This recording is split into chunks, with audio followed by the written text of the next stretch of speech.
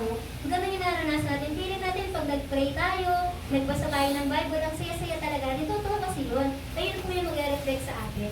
Pero alam niyo ang Diyos, lagi naman talaga niya tayong mahal. Bakit daw po minsan yung pagkakataong parang ang layo natin sa Diyos?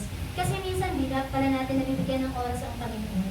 At alam niyo kapag maayos tayo sa Diyos, tayo lahat, yung buhay po natin nagiging maayos.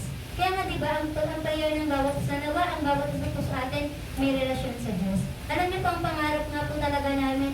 Kasi ano nga yung bawat isa dito, ano pa, prayerful pa, diba?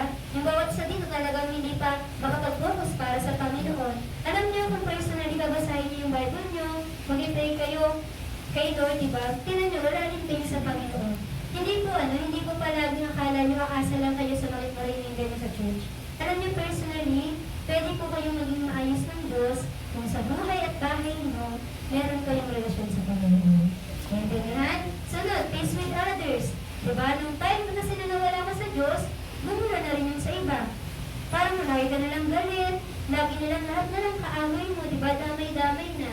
Pero totoo, nawawalan ka ng kapayapaan sa iba kasi hindi ka lang maayos sa Diyos. Kaya babalik pa rin po sa Diyos eh.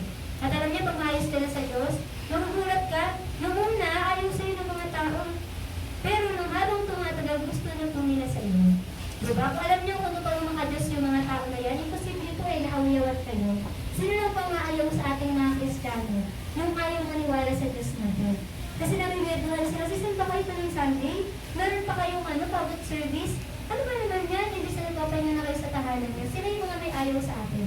Pero totoong may relasyon sa Diyos, di ba? Naging tayo sa church, hindi tayo mag-aaway-aaway. Kasi may relasyon tayo sa Diyos, di ba po? Personally,